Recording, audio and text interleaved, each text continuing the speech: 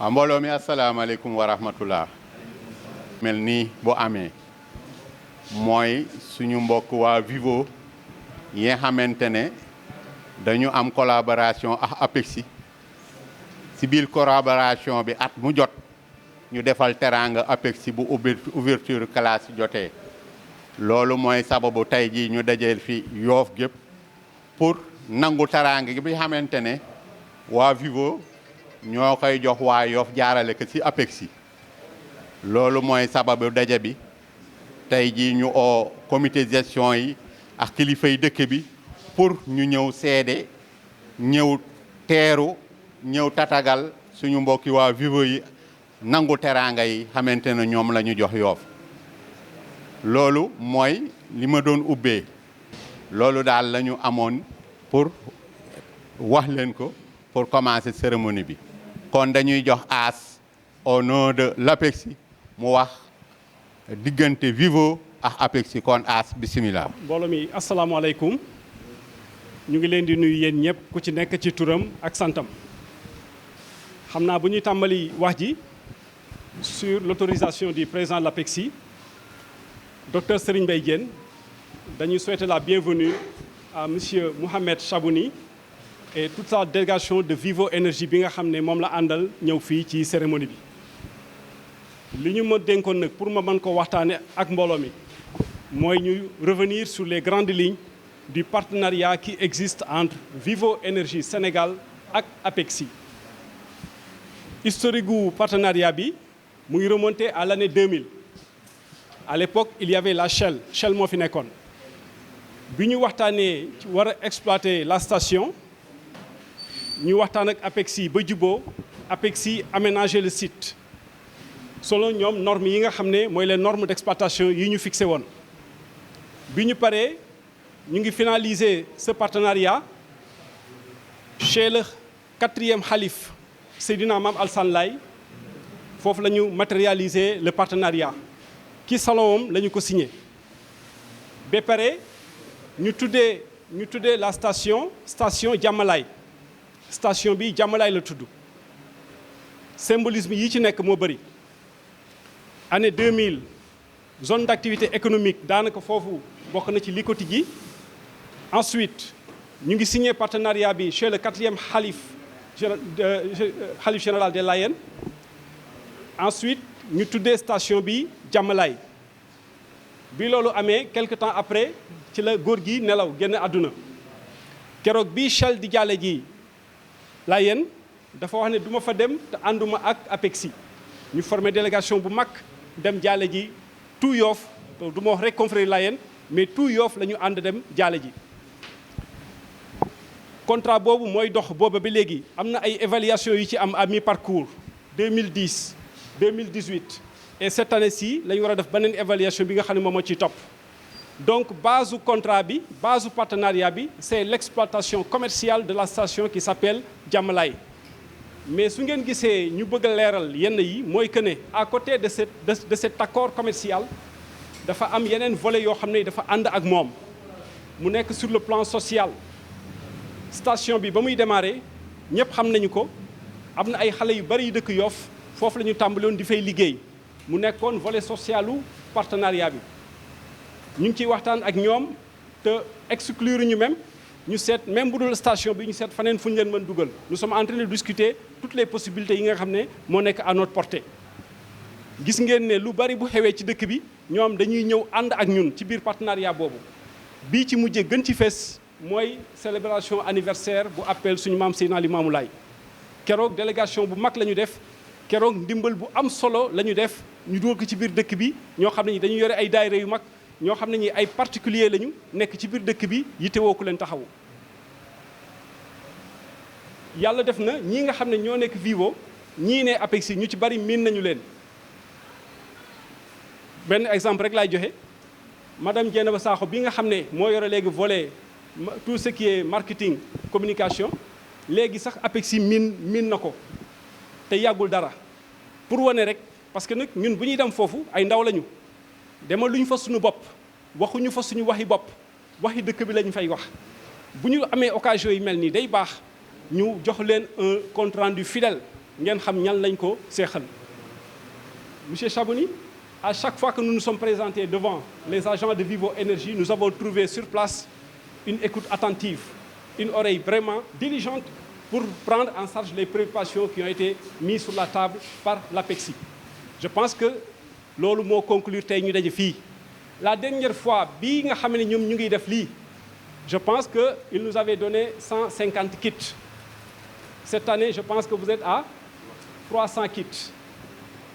weddi gis bokk ci xam nañ ne du lii mooy régler problème mu scolarité à Yoff mais bu ku nekk defee nii bu yàggee problème mu scolarité yi ñu am dana mujje saafarawu ñun ñëpp xam nañu enjeu bii nekk ci rentrée des classes entre les frais de scolarité, la facture des fournitures ak tout ce qui est ak mesure d'accompagnement, le transport, nourriture, la facture est trop salée pour les parents d'élèves. C'est partout au Sénégal, ce n'est pas que à Yoff.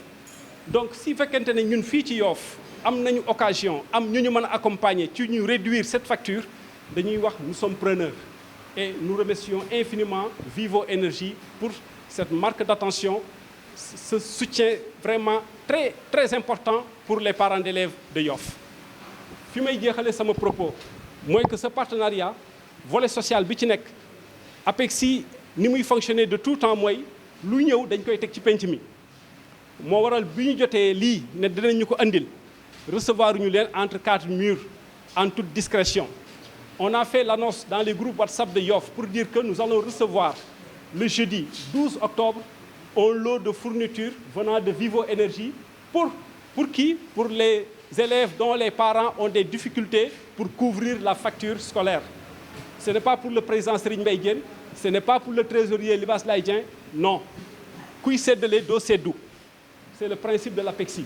Tous ces gens-là qui sont responsables de l'APEXI sont d'office exclus pour ces fournitures-là. C'est pour les gens yi nga xam ne ñooy les ayants droit au sein de la communauté. Tout à l'heure, on a parlé de la présence des comités de gestion de quartier. Nous allons passer par les comités de gestion de quartier pour identifier les véritables ayants droit, en plus des demandes que nous avons reçues ici au niveau du secrétariat, venant des comités de gestion des établissements et des particuliers qui nous ont signalé au sein de la communauté ñoo xam ne ñii ay néew ji doole lañ te mënuñu wax. loolu mooy particularité communauté bi ñu nekk dafa am ay néew ji doole yoo xam ne mënuñu wax ci kaw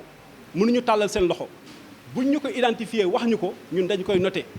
ak ñii comité de gestion yi di identifier ñu boole leen jox leen ko suñu paree un rapport sera établi avec l'identification de toutes les personnes bénéficiaires et leur numéro de contact. Et ce rapport sera envoyé à Vivo Énergie pour leur donner la possibilité, s'ils le désirent, de vérifier si, oui ou non, les fournitures sont allées aux véritables ayants droit. moo tax ñuy ñaan population bi rek foofu lay jeexale Yoff gi ñu nekk dañ ko bâtir pendant 6 siècles ci ay valeurs bokk na ci valeurs yooyu lu ñuy wax renoncement. Renoncement mooy am na loo xam ne mu ngi ci penc mi soo ko jëlee kenn du la wax dara. Mais comme que yow sa xel may na la nga xam ne am na ku la ko gën a yelloo nga bàyyi ko ak moom ñu dimbalante rek parce que lii du tontine dañu ñi ko gën a yelloo bu keroogee nag la action bi Vivo Énergie daf foofu lay amee sens mais bu dee ki ko jël mënoon na jëndal boppam ay fourniture loolu amul njariñ amul valeur ajoutée moo tax ñu ngi ñaan ñëpp di gërëm ñëpp ci responsable comité de gestion yi ak kilifa yi fi toog ñu jàppale ñu ci loolu. Monsieur Chabouni et l'ensemble de l'équipe de Vivo Énergie, nous avons le plaisir vraiment de vous accueillir ici à Yoff, au centre d'incubation dénommé Jaraaf Issa Mbengue. Alors donc il y a les autorités administratives, les autorités religieuses, les autorités coutumières, mais aussi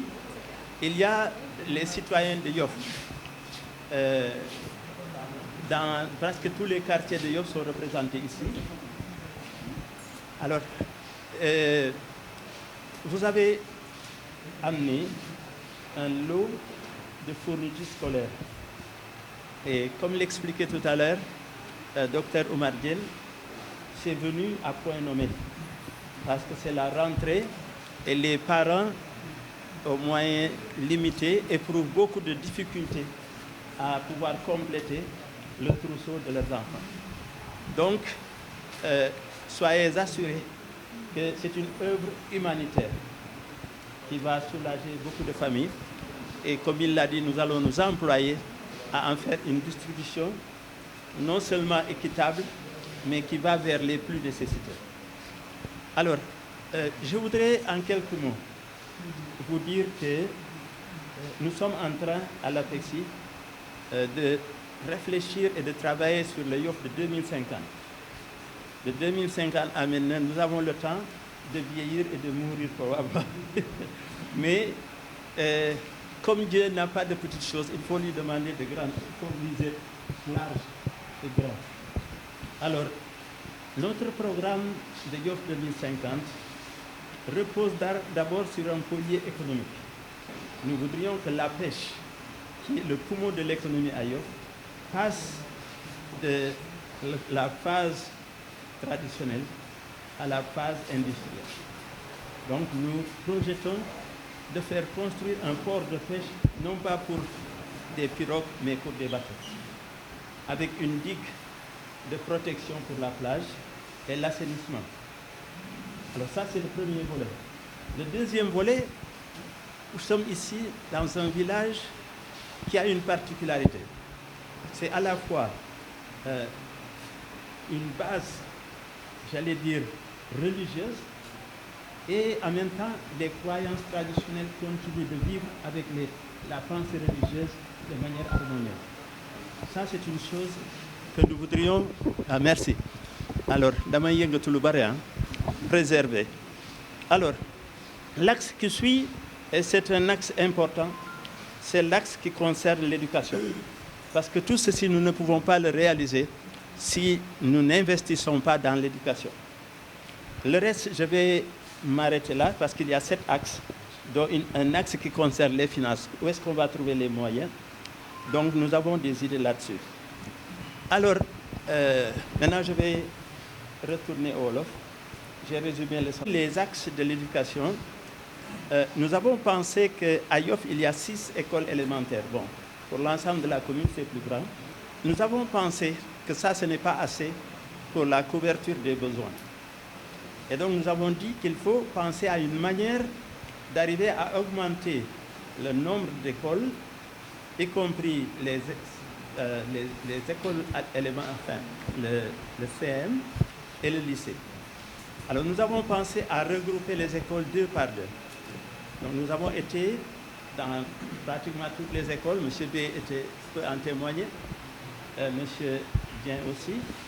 pour voir comment on peut combiner les écoles. Alors,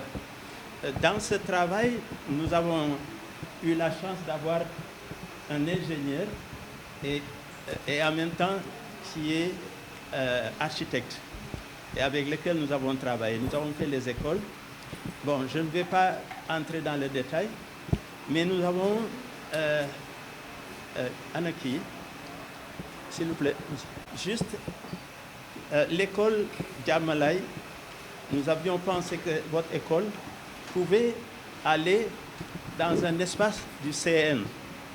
Ça, ce que vous voyez là, c'est le CM dans sa situation actuelle. C'est la partie de gauche. Alors, le CM actuellement, c'était un lycée et le lycée a été sorti et amené vers l'est. Donc, il y a un espace qui est trop ample. Alors, nous avons pensé que l'école Djamalai pouvait entrer dans le lycée et il y a un espace qui reste au-dessus, qui est un espace vide que l'école s'est battue, le CM, contre les spéculateurs fonciers. Bon. Alors, donc l'idée était que non seulement d'amener l'école Djamalai, mais en même temps de faire un stade beach soccer. Parce que Yoff, le Sénégal est très réputé en beach soccer, mais il y a très peu de stades pour le beach soccer. Donc, le site actuel du CM pourrait avoir le CM qui reste là-bas et l'école Djamalai qui le rejoint. Et l'école Djamalai sera transformée en un autre lycée pour Yoff. C'était juste pour vous donner un exemple de là où on est avec nos idées. Mais le plus important, c'est qu'on a penser à une école des métiers de la mer. Nous savons aller à la mer, mais souvent, on n'apprend pas la technique même. Donc, un lycée des métiers de la mer et plus tard, une université des métiers de la mer. Donc, c'est vous dire que nous avons des ambitions, des visions assez ambitieuses. Et c'est pour ça que la coopération que nous avons avec vous, nous voudrions vraiment qu'elle soit développée et dans cette perspective de faire plus et mieux. waa ngeen baal ma bon li ma doon wax rek yaakaar naa ne ñu bëri jëli nañ ko APEXI yi ba mu juddoo ba léegi xalaatal Yoff moo tax ñu koy Yoff te démb ak tey donc li ñu nekk nii ñu ngi xool nan la ñuy def ci année yi jëm alors ci loolu ñu ngi waxtaan jëm ci Yoff 2050 xam naa bu boobaa su may tuul samay yax dina seey waaye man naam yàlla defal ma chance ma fekk ka yàlla nañu ko yàlla defal ñun ñëpp alors mais ci loolu vraiment ñu ngi doon xool ci wàllu koom-koom géej gi ci wàllu aada ak cosaan ni ñu ko mën a garder li ñu fi am waaye itam ci wàllu jàng ak njàngale te njàng ak njàngale bi caba bi su Axel xam màgget alors nekk ñu ngi nekkoon di xalaat te xalaat bi gën a ëpp solo mooy nañ lañ def ba yokk école yi waaw xam naa ne comme amuñu espace si la ñu commencé woon xalaat nan la ñuy def ba boole école yi te itam di tabax mu jëm kaw yàlla def na école 1 gis nañ déjà ne maire bi mu ngi defar mais léegi yàlla baax na même bu espace bi doolu itam mën nañu yëkk ci kaw yooyu xalaat ci lañ nekkoon ba ak saltige ak Mademba ngi doon xalaat ci nan la ñuy def ba CM bi bu fa lycée bi jógee xëy na mën nañ fa yóbbu jàmmalaay waa jàmmalaay nekk beneen lycée boo xamee ne day jëriñ Yoff ak yeneen i xalaat waaw loolu yëpp dañ koy wax suñuy partenaire pour ñu xam ne ñun suñu yéene ak suñu gis-gis si Yoff ci njàng ak njàngale yaatu na kon ñoom ak ñeneen lañ leen bëgg jàpp di leen xëcc ñuy xalaat ci loolu léegi ba pare pour que man ko matal alors donc j'ai été un peu long, je voulais juste parler 5 minutes, mais comme je suis naturellement bavard, on va vous donner la parole, je crois. Merci beaucoup de votre présence aujourd'hui. Hein. Donc, monsieur le représentant du maire de la commune de Yoff, qui est peut-être qui sera là en retard, chères autorités coutumières, chères autorités religieuses, messieurs le représentant de l'inspection académique, messieurs les directeurs d'école, et chers enseignants, tous mes hommages, messieurs les directeurs d'école et enseignants, nous avons beaucoup de respect pour vous. Et personnellement, j'ai beaucoup de respect. Mon père était directeur d'école avant d'être enseignant dans une école primaire. Donc vraiment, je suis ravi d'être parmi vous ici aujourd'hui et je suis très content de vous voir. Monsieur le Président de l'APEXI, chers invités, mesdames et messieurs, et chers collègues de Vivo Énergie, merci de nous accompagner à cette cérémonie. C'est un immense plaisir pour moi et un profond sentiment de gratitude que je me tiens devant vous aujourd'hui pour célébrer un moment de solidarité et de partenariat. En tant que directeur général de Vivo Énergie Sénégal, je suis honoré de vous faire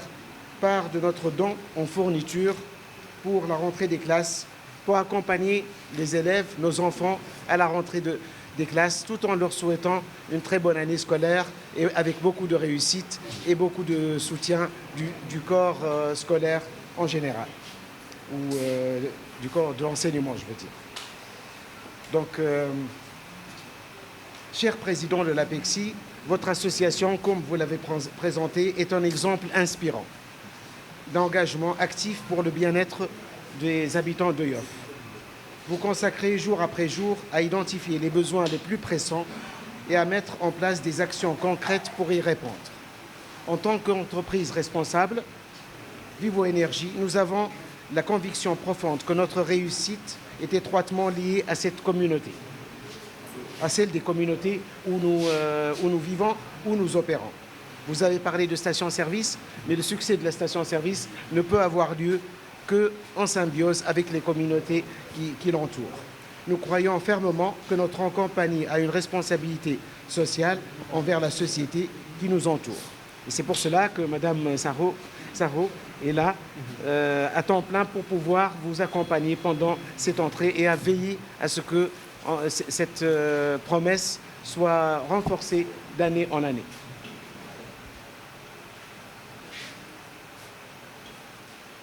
En considérant l'APEXI comme véritable partenaire stratégique, nous avons pu travailler main dans la main pour identifier les besoins prioritaires de la communauté. L'éducation est un enjeu majeur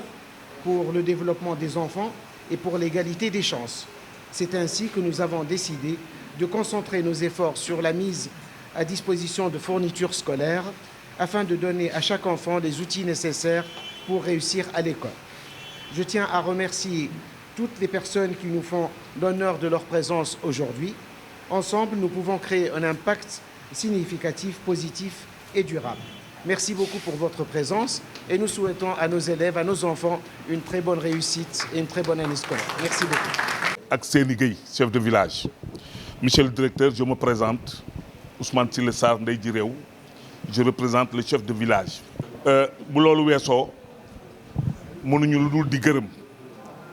ndax waa Vivo ñun dañu fekk léppam ba ñuy def partenariat ak APEXI ci station dong la woon booba la ñuy door a commencé partie bii nekk ci autoroute ñoo Senelec ak SONES bon tey bu ñu toogee ba ñoom ñu toog fi ba léegi di ñu defali teraanga ci tur Yoff gépp au nom de tout le village nous vous remercions parce que on a vu votre partenariat avec APEXI. Il y avait d'autres qui étaient là mais ce que vous faites pour le village nous vous remercions vivement bu loolu weesoon rek ñu ngi baalu àq ñëpp ci turu Seyni Gueye ak Babacar Mbengue notable yi am nañu contenté parce que nit bu duggalee ci dëkk bi loo xam ne day dimbali parents d'élèves ku nekk xam ne ne mag ñi sonn nañu boroom kër yi sonn nañu bu jógee ci ay 20 kits ba 150 kits ñu ngi 300 kits ñu ngi yaan yàlla mu dem ba 1000 kits parce que bu partenariat bi franché muy dëgg ci APEXI di dëgg ci Vivo mën nañu defal lu ëpp lii. Nous vous demandons même si vous pouvez nous aider à construire une école à Yoff, on va dire c'est l'école Vivo. Nous vous remercions. Jërë ngeen jëf. Auzu billahi mina sheytaani rajim. La hawla wala quwwata illa billahi azim. Ginnaaw bi ñu sante suñu borom subhanahu wa taala musul seytaane ñu ngi nuyu mbooloo mi yëpp ku ci nekk ñu ngi lay jox sa wàccuwaay di jël nuyooyu di ko teg ci monsieur le maire ou bien son représentant ou bien sa représentante mu nuyul ñu mboolem kilifa diine ak aada yëpp yi nekk Yoff di leen xamal ni wax dëgg yàlla am nañu kontaante bu mag a mag a mag a mag di remercier également le président de la fondation Vivo Énergie mais mention spéciale au docteur As parce que yàlla dafa dogal ñu bokkoon même département géographie à la faculté des lettres muy ku macha allah touchons du bois ku am fulla nag ci boppam ku am yar ku am teggin mais également ku nangoon jàng loolu mun naa ko seede di koo xamante ni kii également lépp loo xam li suba ba ngoon mi ngi koy ut ginnaaw yàlla ak yonente bi xëy na peut-être ak waajuram Yoff rek moo ko tax a jóg heure bu ma woowee rek mbiru Yoff la may wax loolu man ñeme naa koo seede et je pense également c'est l'occasion de remercier toute la population de Yoff 2012 laa fi ñëw résultat est catastrophique trop ay 12% ay 13% je pense que tey jii Yoff mën na siggi du point de vue résultat léeg-léeg sax ma xuloo si ak samay naataango inspecteur bu ñu nee àggagu leen 50% man leen xool leen fu ñu jóge 13% 36 46 en éducation l'essentiel c'est d'avoir un gain mënoo jóge 12% bëgg a jëm 90% donc il faut être patient bi ma waxee ni ma lan mooy besoin école ma ne ko waajur yi de dañuy sonn ci livre dañuy sonn ci cahier dañuy sonn ci bic benn stylo sax boo ko jëndalee parents am na épine boo ko teggil le geste tubaab day wax le geste vaut mieux que ce que l'on donne et mention également spéciale au directeur de Vivo Énergie di leen xamal ni wax dëgg yàlla Yoff fi ngeen teg seen tànk foofu la nous sommes au 21e siècle le siècle de la connaissance siècle très sélectif jamonoy xam-xam ci la ñu toll jamono bii ñu toll ku xamul tu vas rater les rendez-vous les grands rendez-vous Afrique boobu ba léegi mënul dem parce que jusqu'à présent xam-xam dañ koy fooye looy jàng am nga ay diplôme amoo xaalis amoo liggéey la nga jàng mokkul kenn du am xam-xam di torox wala la nga jàng la nga xam mokkul jàng nag du pour am ay milliards jàng pour xam sa bopp la jàng pour xam ni ngay doxale ci àdduna la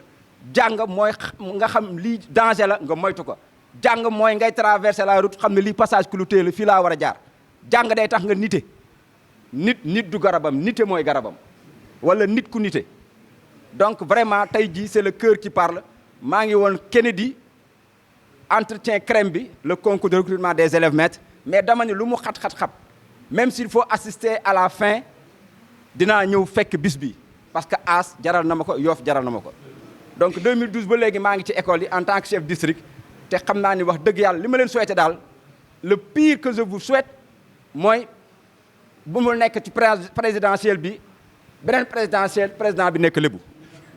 loolu moom bis bu ne ma wax ko te c'est pas impossible yéen a sanc Ndakaaru 12 penc jóge Égypte jaar Libye jaar Jolof ñëw fii nag fekk fi nag soosey nag souvent nag bu ñuy wax naan ñoo sanc fi ma leen def leen ndànk nag histoire bi nag da leen kii nag waaw donc wax dëgg yàlla tey moom kontaante bu mag a mag laa am di ñaan yàlla wax dëgg yàlla bagages yi ak jumtukaay yi xale yi utiliser ko nekk ay cadre nekk ay pilote nekk ay ingénieur nekk ay avocat ba Yoff wax dëgg yàlla am des intellectuels de haute facture am également des fonctionnaires sur le plan mondial loolu lu mën a am la parce que xam naa ne lébu ñu am ful la ñu am fayda la ñu mën teraanga la ñu seen teraanga ak seen baaxaay moo tax tey ji presqu'île bi xat ngeen ndax jox suuf si ay jàmbur je vous remercie de votre aimable attention. wasalaamu ala asrafil mursalin ñu ngi wane sunu mbégte ci jataay bi ndax jataay yu xam-xam la te xam-xam moo yor diine moo yor adduna yonent bi li jëkk wàcc ci moom mooy iqra jàngal parce que borom bi xam na ni li mu koy jox am njàng moo ko mën a wéral moo koy doxal ni muy doxale adduna di gërëm APEX seen vision bi ñu am pour génération future yi ñëw ëllëg ndax màggatu naar ga da doon jëmbat tàndarma sët ba di ko reetaan naan ko lii lu mu la ci fekke doo ko fekke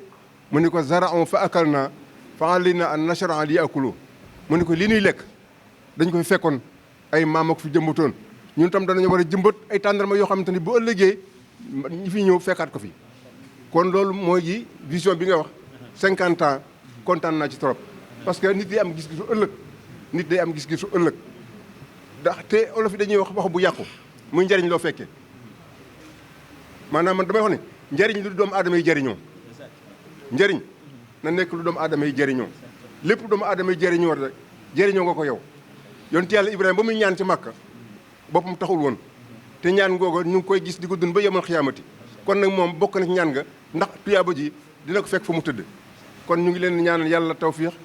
ak taysiir ak najaax di leen gërëm monsieur Seyd Mouhamed nashkurukum shukran jamilan ala husni muamalatikum maana natamanna lakum at-tawfiq tunisien naam natamanna lakum at-tawfiq wa sadaat fi kulli umurin taqumun biha insha allah kon nag ñu jàng fatiha ak salaatul fatiha a'uuzu billahi min shaytaani rajim bismillahi rahmaani rahim arrahmaani rahim maaliki yawmi diin iyyaka na'budu wa iyyaka nasta'iin ihdina siraatal mustaqiima siraatal laziina an'amta alayhim gayril maghduubi alayhim wala ddaalliin allahumma salli ala sayyidina muhammadin al-faatihi lima ughliqa wal xaatimi lima sabaqa naasiril haqqi bil haqqi wal haadi ila siraatikal mustaqiim wa ala aalihi haqqa qadrihi wa miqdaarihil aziim subhaana rabbika rabbil izzati ammaa yasifuun wa salaamun alal mursaliin walhamdulillaahi rabbil aalamiin